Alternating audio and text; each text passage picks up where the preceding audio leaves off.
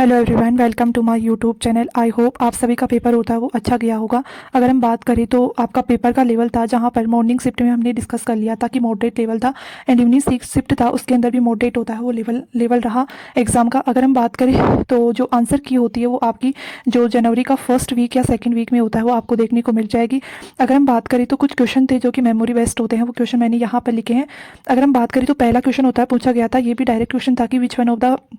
Which of the factor have ATPase activity and helicase activity. ये transcription जो factor होता है वहाँ से डायरेक्ट क्वेश्चन पूछा गया था, तो ये ट्रांसक्रिप्शन फैक्टर सेकंड एच हो जाएगा। अगर हम सेकंड क्वेश्चन की बात करें तो tRNA structure amino acid bind and mRNA interacting part होता है, तो कहाँ पर जाकर के जो टीआरएनए की हम स्ट्रक्चर पढ़ते हैं तो वहाँ पर एमिनो एसिड की जो सीक्वेंस होती है, सी सीक्वेंस होती है, वो बाइंड होती है, तो three prime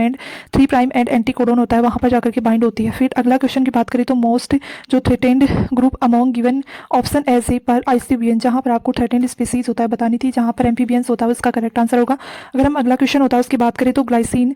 to the serine conversion in the presence of the hydroxy methyl transferase in the photo respiration take place in, तो ये कंडीशन होता है माइटोकॉन्ड्रिया के अंदर, ये C2 साइकिल होता है, उससे रिलेटेड क्वेश्चन पूछा गया था। अगर हम बात करें तो अगला क्वेश्चन जहाँ select correct option for the ATP generation mitochondria होता है, वहाँ पर कहाँ पर एटीपी का जनरेशन किया जाता है, तो inner membrane in is not permeable for the photon H+ आपको होता है वो करेक्ट स्टेटमेंट होता है, वो पूछा गया था, तो इसका ये आंसर होता है वो करेक्ट हो जाएगा। अगर हम बात करें तो रेशियो, ये क्वेश्चन होता है वो प्रीवियस ईयर होता है, वहाँ से रिलेटेड क्वेश्चन पूछा गया था कि रेशियो ऑफ द, जहाँ पर एडेनिन का इतना दे रखा था 25%, साइटोसिन का 35% दे रखा था, ग्वानिन का 30% दे रखा था, एंड थाइमिन का 10% होता है वो दे रखा था। तो इस कंडीशन को अगर हम सॉल्व करेंगे तो ये सिंगल स्ट्रैंड डीएनए होता है उसके रूप में रिप्रेजेंट कर रहा था। अगर हम अगला क्वेश्चन देखें तो select correct option of the embryonic development, जहाँ पर पहला क्या हो जाएगा, कमिटेड हैव टू स्टेप होती है, जहाँ फर्स्ट स्पेसिएशन सेकंड डिटर्मिनेशन होता है उसको रिप्रेजेंट करता है। फिर अगर हम देखें तो अगला क्वेश्चन था, phelloderm is originated from cork cambium होता है, उसके द्वारा फेलोड्रम होता है उसका फॉर्मेशन किया जाता है, यानी कोर कैम्बियम होता है उसके द्वारा फेलोड्रम होता है वो ओरिजिनेट होता है,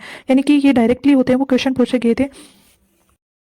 अगले क्वेश्चन होता है उसको डिस्कस करें तो ये इकोलॉजी होता है, उसका एक बेसिक क्वेश्चन था, ये काफ़ी मतलब इजी क्वेश्चन था, जहाँ पर क्वेश्चन था कि मार्क रिकैप्चर कंटेनिंग, जहाँ पर काउंटिंग किया गया था, कैप्चर इज द 45% मतलब 45 दे रखा था, एंड रिकैप्चर होता है वो 50 दे रखे थे, विथ जहाँ पर जो 15 थे वो मार्क्ड कंडीशन के अंदर थे, टोटल पॉपुलेशन होता है वो निकालनी थी। इस क्वेश्चन को होता है वो सोल्व करने का काफ़ी ईजी ट्रिक होती है, जहाँ पर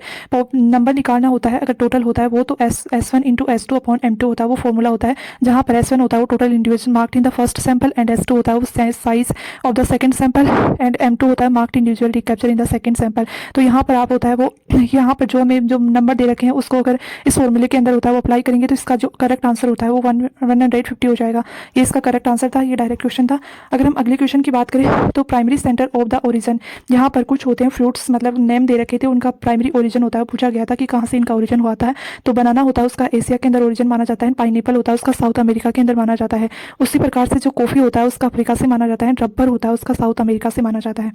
अगर हम बात करें तो पेपर का जो रिपीटेड क्वेश्चन थे वो ज़्यादा देखने को मिले हैं। इस बार जो CSI नेट होता है उसके अंदर जो प्रीवियस ईयर थे वो ज़्यादातर क्वेश्चन होते हैं वो रिपीट हुए हैं, आपको भी ऐसा लगा होगा। अगर हम बात करें